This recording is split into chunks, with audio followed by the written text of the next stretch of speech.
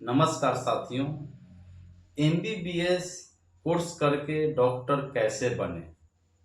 हर व्यक्ति की अपनी अपनी इच्छा होती है जीवन में कुछ करने की।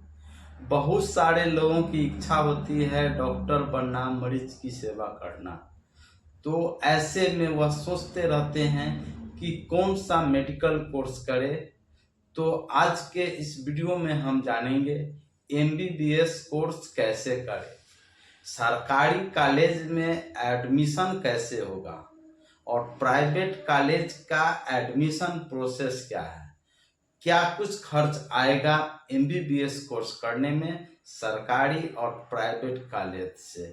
दोस्तों, अभी तक मेरे चैनल को लाइक सब्सक्राइब नहीं किए हैं तो जरूर करें। दोस्तों, एमबीबीएस कोर्स करने में कुल 5.5 साल का समय लगता है, जिसमें 4.5 साल आपको स्टडी कराए जाते हैं और 1 साल का इंटर्नशिप होता है, यानी कि हॉस्पिटल ट्रेनिंग होता है। यानी कि 5.5 साल इस कोर्स को करने में समय लग जाते हैं। दोस्तों, अगर आप मेडिकल कोर्स करना चाहते हैं डॉक्टर बनने के लिए तो आपको नीट क्वालिफाई करने पड़ेंगे। पहले ऐसा नहीं था, लेकिन अब नीट अनिवार्य हो गया है। तो नीट क्वालिफाई करेंगे तो नीट में कितने नंबर लाने पड़ेंगे एमबीबीएस कोर्स करने के लिए और सरकारी कॉलेज में एडमिशन लेने के लिए, चलिए हम जानते हैं। बोर्ड पर भी हम बात करते हैं। दोस्तों, नीट में कुल जो है 720 अंक का होता है, यानी कि 720 नंबर का होता है। तो 720 नंबर में अगर आप जनरल कैटेगरी से आते हैं तो आपको लाने पड़ेंगे 650 से लेकर 680 अंक लाने पड़ेंगे। और नीट इंडिया लेवल का एग्जाम होता है, जिसका नीट का जो एग्जाम होता है वह एग्जाम आपको वन टाइम, एक ही समय एक ही डेट में पूरे इंडिया में नीट का एग्जाम आयोजित होता है। ठीक है, तो आपको जनरल कैटेगरी के लिए 650 से लेकर 680 अंक लाने पड़ेंगे। अगर आप एम्स में एडमिशन लेना चाहते हैं तो आपको 650 से तो अधिक अंक लाने ही पड़ेंगे। ठीक है, दूसरी बातें हैं कि अगर आप ओबीसी कैटेगरी के से हैं तो आपको 550 से लेकर के 600 अंक तक आपको प्लस अंक आपको लाने पड़ेंगे। अगर आप एससी एसटी कैटेगरी से आते हैं, एससी एसटी कैटेगरी से आते हैं तो आपको 450 से लेकर के 500 तक अंक आपको लाने पड़ेंगे सरकारी कॉलेज में एडमिशन के लिए। ठीक है, आपका जितना हायर रैंक आएगा उसी के अकॉर्डिंग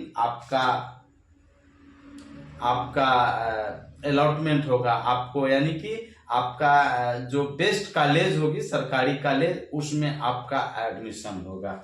ठीक है, तो सरकारी कॉलेज में जब आपका एडमिशन हो जाता है तो बहुत न्यूनतम पैसे खर्च लगते हैं। मात्र 10,000 रुपये से लेकर के आपको 1 लाख रुपए प्रति साल, यानी कि सालाना खर्च आते हैं। इस कोर्स को अगर आप सरकारी कॉलेज से करते हैं तो इस कोर्स को करने के लिए न्यूनतम एज 17 वर्ष होनी चाहिए।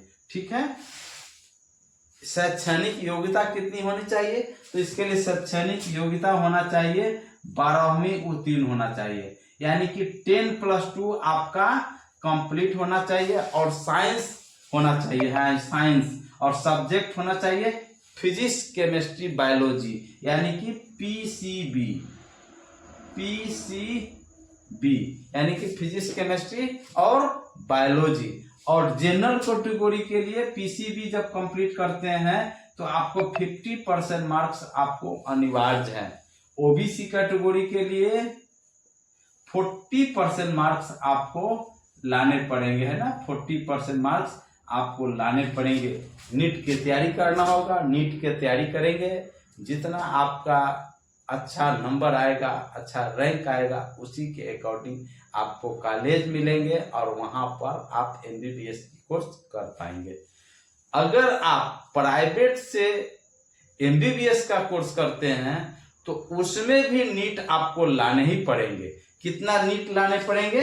तो प्राइवेट कॉलेज में आपका एडमिशन लेने के लिए नीट में आपको लाने पड़ेंगे 350 से लेकर के 450 के आसपास आपको नीट में नंबर लाने पड़ेंगे। ऐसा नहीं है कि आपको सरकारी कॉलेज से में ही नीट की जरूरत पड़ेगा, प्राइवेट कॉलेज में भी आपको नीट क्वालिफाई करने पड़ेंगे, लेकिन मार्क्स थोड़ा कम भी रहेगा तो आपको चलेगा। 350 से लेके 500 तक मार्क्स आपको चाहिए। लेकिन इसमें जो पैसे लगते हैं, सबसे ज्यादा पैसे खर्च लगते हैं। 8 लाख रुपया से लेकर के 25 लाख रुपया, है ना, तक आपको सालाना खर्च आएंगे। सोच सकते हैं कितना सारा पैसा प्राइवेट कॉलेज में एमबीबीएस कोर्स करते हैं तो खर्च आते हैं। दोस्तों, आप मेडिकल क्षेत्र में अपना करियर बनाना चाहते हैं, अपनी पहचान बनाना चाहते हैं, तो आप कौन से कोर्स में रुचि रखते हैं आप कमेंट्स में जरूर बताएं। मैं अगले वीडियो में आपके कमेंट्स का रिप्लाई दूंगा और उस कोर्स के बारे में बताऊंगा जिस कोर्स को आप करना चाहते हैं। तो अभी तक मेरे चैनल को